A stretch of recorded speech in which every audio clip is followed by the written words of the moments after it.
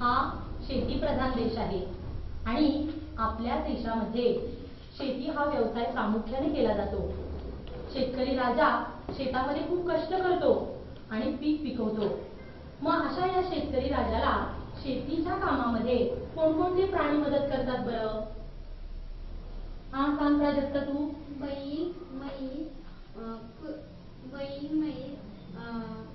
कुत्रा इत्यादी प्राणी शेतकऱ्याला शेतीसाठी मदत करतात। अगदी छान सांगितलंय बघा तिने। तर अशा या शेतकरी राजाला मदत करणाऱ्या बैलाचं मनोबल आपण ऋण या कवितेमध्ये पाहणार आहोत आणि या कवितेचे जे कवी आहेत त्यांचं नाव आहे श्री दी इनामदार।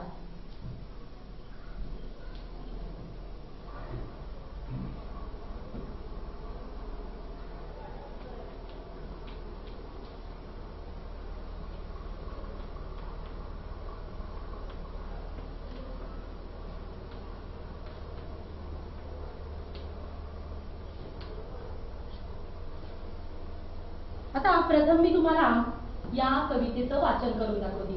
सगळ्यांनी लक्ष द्यायचं। तुझ्या शेतात राहून माझी तरली हयात, नको करू हे टाळणी आता उतार वयात। नाही राजा ओढवत चार पाऊले नांगर, नको बोलूच वंगाळ, नको म्हणूच डंगर। माझ्या ऐन उमेदीत माझी गाई तीच ओवी, नको चाबका तारखी आता फटका दिशिवी। माझा घाल वायाशीन तेव्हा तारलाच गुळ, कधी घातलीच झुल कधी घातलीच माळ। अशा गुड आठवणी त्यांचे करी तर वंथ, मला मरण येऊ दे तुझे कुशल चिंतित। मेल्यावर तुझे ठाई पुन्हा एकदा रुजू दे, माझ्या कातड्याचे जोडे तुझ्या पायात वाजू दे, माझ्या कातड्याचे जोडे तुझ्या पायात वाजू दे। आता या ठिकाणी मी तुम्हाला काही प्रश्न विचारणार आहे। ज्यांना त्याचं उत्तर येत असेल त्यांनी त्याचं उत्तर द्यायचं आहे। तर प्रश्न पहिलाच आहे, तू वाच ग। ऋण या कवितेत कोणाचे मनोगत व्यक्त झाले आहे? हा कोण उत्तर सांगेल याचं? हा बैलाचे मनोगत व्यक्त झाले। प्रश्न दुसरा, हा कुमार वाच। बैल आपले मनोगत कोणापुढे मांडत आहे? हा नंदा सांग तू। बैल आपले मनोगत शेतकऱ्यापुढे मांडत आहे। हा अगदी छान सांगितलेलं आहे बघा। तर या कवितेचे जे नाव आहे ते म्हणजे ऋण। मग ऋण म्हणजे काय बरं? ऋण ऋण म्हणजे उपकार। हा अगदी छान सांगितलं बघा त्यांनी। ऋण म्हणजे काय? उपकार। तर आपल्या भारतीय संस्कृतीमध्ये ऋण यामध्ये मातृऋण हे प्रथम आहे, त्यानंतर आहे पितृऋण, त्यानंतर आहे आचार्य ऋण आणि नव्यानं आलेलं ते म्हणजे आपलं देश ऋण। ज्या आईनं आपल्याला जन्म दिला तिचे उपकार आपण फेडले पाहिजे। ज्या पित्यानं आपलं पालन पोषण केलं त्या पित्याचे ऋण आपल्यावर आहे, त्याचे उपकार आपल्यावर आहेत। ज्या शिक्षकांनी आपल्याला ज्ञानाचा हा सागर अथांग सागर आपल्याला दिलेला आहे, त्या सागरात आपल्याला पोहायला शिकवलेलं आहे, त्या आचार्यांचे त्या शिक्षकांचे सुद्धा आपल्यावर ऋण आहेत। आणि ज्या भारत भूमीमध्ये आपण जन्म घेतलेला आहे, ज्या भारत भूमीमध्ये आपण सुरक्षित राहतो त्या भूमीचे देखील आपल्यावर ऋण आहे। तर ऋण म्हणजे काय? उपकार।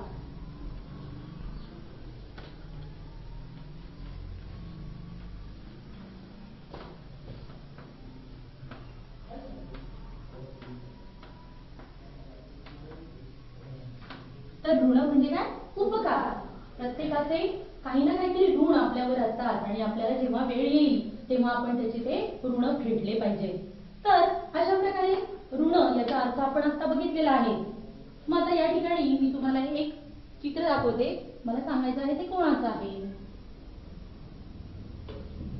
हा या ठिकाणी एक प्राणी आपल्याला दिसतोय, तर हा प्राणी कुठला आहे कोण सांगेल? हा कीर्ती सांग तू। हा प्राणी बैल आहे। हा तर हा जो बैल आहे या बैलानं हा बैल तरुणपणी त्याने शेतकऱ्यासाठी खूप काबाड कष्ट केलेले आहेत, खूप अमाप कष्ट त्याने या शेतकऱ्यासाठी घेतलेले आहेत आणि त्याचं संपूर्ण आयुष्य हे त्यांनी शेतकऱ्याच्या कष्टासाठी घालवलेलं आहे. मग आयुष्य घालवलेलं आहे यासाठी या कवितेमध्ये कुठला शब्द आलेला आहे? आयुष्य म्हणजेच हयात. हयात हा शब्द आलेला आहे. हयात म्हणजेच आयुष्य.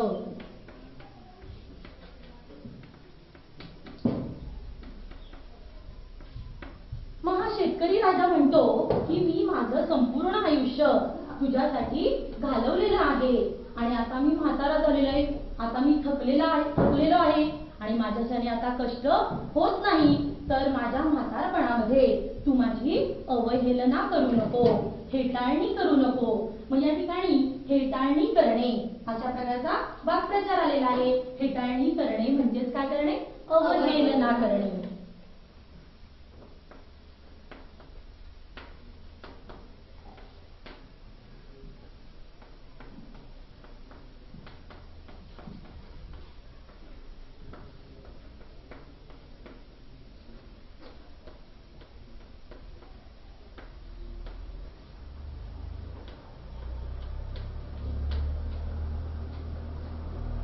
आणि असा हा म्हातारा झालेला बैल आता शेतकऱ्याला म्हणतोय की हे शेतकरी राजा, आता मी म्हातारा झालेलो आहे, मी थकलेलो आहे, माझ्याच्याने आता काम होत नाही, तर तू माझी हेटाळणी करू नको, तू माझी अवहेलना करू नको. नाही राजा ओढवत चार पाऊले नांगर, नको बोलूच वंगाळ, नको म्हणूच डंगर. हा जो बैल आहे हा तर म्हातारा झालेला आहे आणि त्यामुळं तो म्हणतो की माझ्याच्यानं आता 4 पावलं नांगर सुद्धा मला ओढवत नाही. जेव्हा मी तरुण होतो तेव्हा तुझ्यासाठी भरपूर कष्ट मी केलेले आहेत, परंतु आता मी म्हातारा झाल्यामुळे तू मला वाईट साईड बोलू नको, तू मला वाईट बोलू नकोस, तू मला डंगर म्हणू नकोस. डंगर म्हणजे म्हातारा बैल असं म्हणू नकोस. मग या ठिकाणी म्हाताऱ्या बैलासाठी कुठला शब्द आलेला आहे रोमन? डंगर.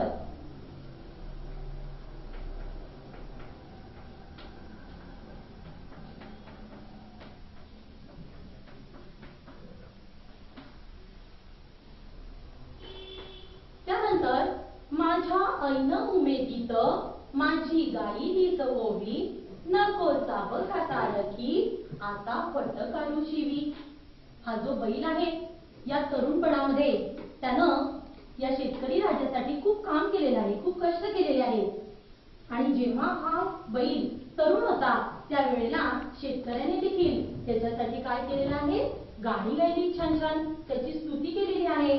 परंतु हा बैल म्हणतो की आता मी म्हातारा झालेलो असल्यामुळे चाबकासाठी तू माझ्यावर शिवी फटकारू नकोस, मला चाबकासाठी शिवी देऊ नकोस, असं हा बैल आपल्या मालकाला म्हणत आहे. आता या ठिकाणी मी तुम्हाला एक चित्र दाखवते बघा. या चित्रात तुम्हाला काय दिसतंय हे तुम्ही मला सांगायचं आहे. दिसतंय सगळ्यांना चित्र? हा अस्मिता सांग बरं. शेत आहे, शेतकरी बैलाला चारा घालत आहे. हा अगदी छान सांगितलं. हा ऋतुजा तू सांग बरं, मोठ्या आवाजात सांगायचंय. बैल तरुण असताना शेतकरी त्याला चारा खायला देत आहे. तसेच शेत दिसत आहे, शेतामध्ये झाडे लावलेली आहेत. हा अगदी छान सांगितलं बघा हिने. तर ज्या वेळेला हा बैल तरुण होता त्यावेळेला या शेतकऱ्यानं बैलाचा शीण घालवण्यासाठी त्याला गूळ चारला, गूळ खायला दिला, मऊ मऊ लुसलुशीत असं हिरवं गवत त्याला खायला घातलेलं आहे आणि त्याच्या अंगावर झूल सुद्धा घातलेली आहे. मग आता झूल म्हणजे काय बरं? झूल हा सांग. हा अस्मिता सांग तू. झूल म्हणजे बैलपोळ्याच्या दिवशी बैलाच्या अंगावर हा अतिशय छान सांगितलंय बघा तुम्ही. तर आपण बघतो बैल पोळ्याच्या वेळेस काय केलं जातं की बैलांना सजवलं जातं, त्यांना रंगीबेरंगी अशी झूल घातली जाते, त्यांच्या अंगावर ते मखमली असं कापड घातलं जातं, त्यांच्या शिंगांना फुगे बांधले जातात, त्यांना अशा प्रकारे वेगवेगळ्या प्रकारे त्यांना सजवलं जातं आणि झूल घातली जाते. तर जेव्हा हा बैल तरुण होता त्यावेळेला या शेतकऱ्यानं त्याच्या अंगावर झूल घातली, त्याला गूळ खायला दिला, त्याला चारा खायला दिला आणि त्याच्या गळ्यामध्ये माळ सुद्धा घातलेली आहे. आणि शेतकरी म्हणतो, बैल असं म्हणतो की या सर्व आठवणींचं, या ज्या आठवणी आहेत तारुण्यातल्या माझ्या, त्या आठवणींचं रवंथ मी करत आहे. मग रवंथ करणे म्हणजे काय बरं? रवंथ करत आहे म्हणजे काय? हा सांग रे तू. रवंथ करणे, चघळणे. हा चघळणे.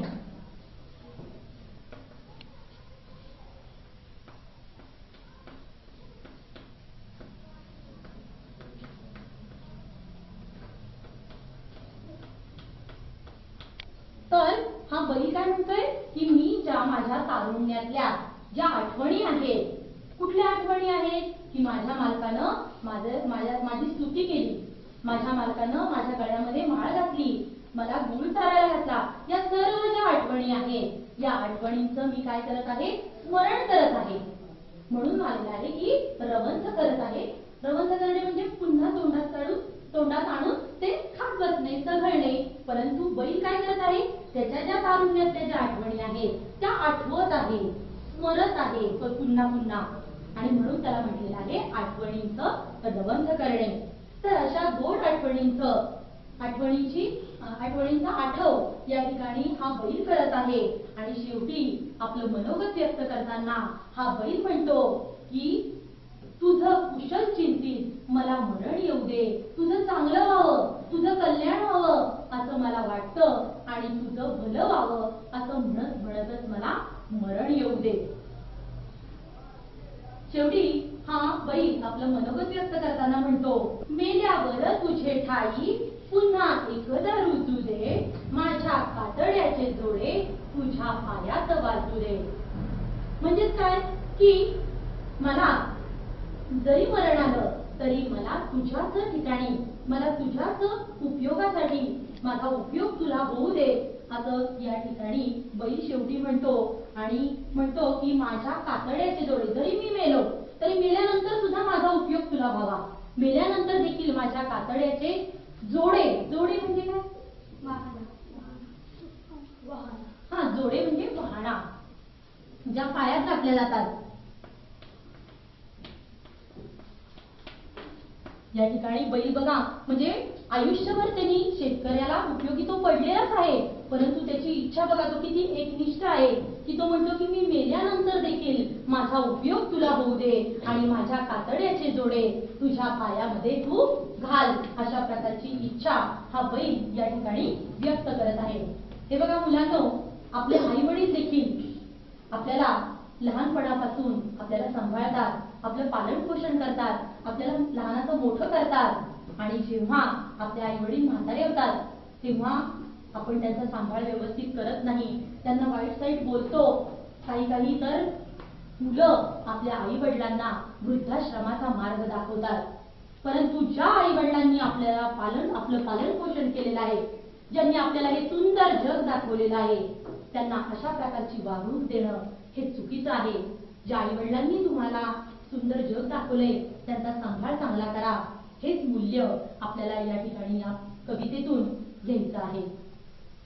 तर आता या कवितेचं गायन आपण या ठिकाणी घेणार आहोत.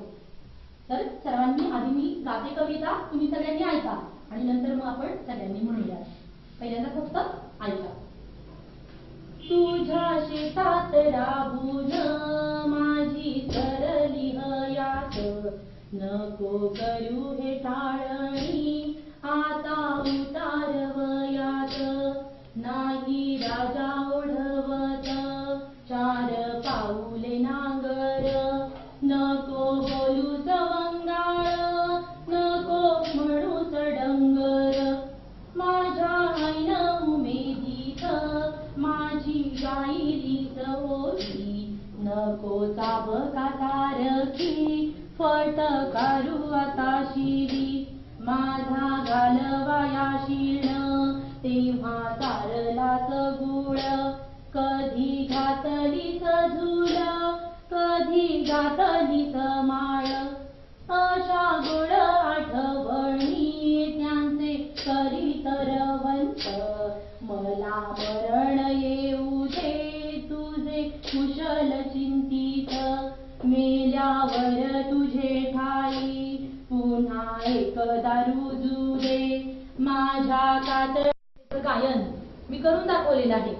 आता तुम्ही सगळ्यांनी मिळून ही कविता म्हणायची आहे. 1 2 3 सुरू.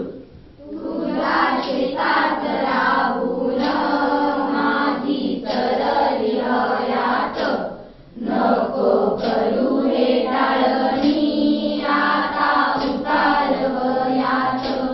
नाही राजा ओढवत चार पाऊले नांगर, नको बोलू तवंगाळ, नको म्हणू तडंगर.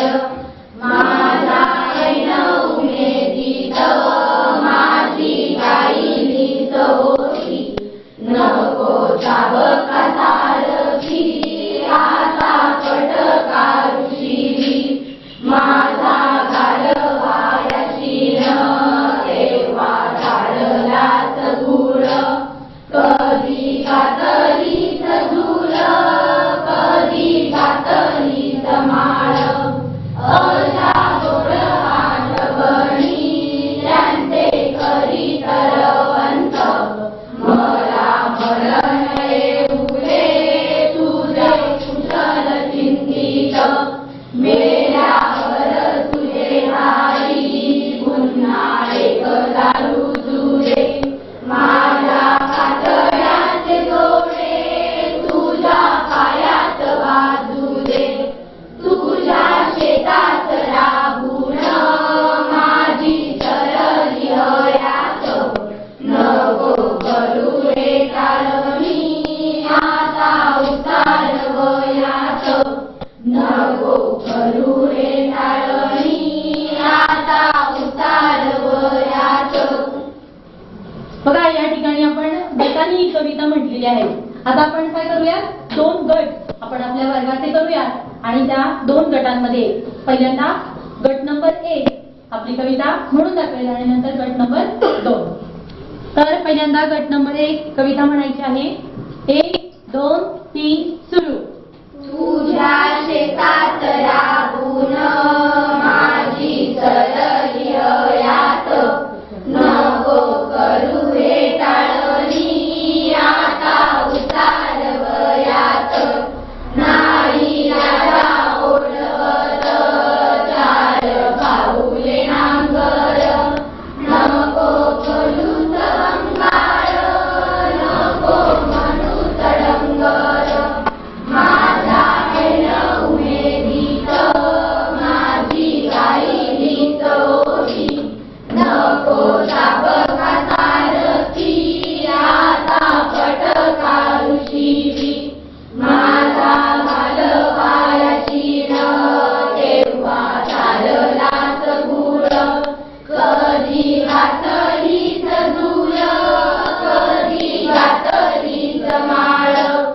अशा गोड आठवणी त्यांचे करी तरवंत, मला मरण येऊले तुझे कुशल चिंतित. मेल्यावर तुझे ठाई पुन्हा एक दारू जुळे. माझ्या कातळ्याचे डोळे तुझ्या पायात बाजूले. मेल्यावर राबून माझी तरली हयात, नको करू हे टाळणी आता उतार वयात. नको करू हे टाळणी आता उतार वयात. हा बघा या गटाने अतिशय छान म्हटलेलं आहे. त्यांच्यासाठी सगळ्यांनी जोरात टाळ्या वाजवा. आता गट नंबर 2 आपली कविता या ठिकाणी गायन करून दाखवणार आहे. गट नंबर 2 1 2 3 सुरू. तुझ्या शेतात राबून माझी तरली हयात, नको करू हे टाळणी आता उतार वयात. नाही राजा ओढवत चार पाऊले नांगर, नको बोलू तवंगाळ, नको म्हणू तडंगर. माझा ऐन उमेदीत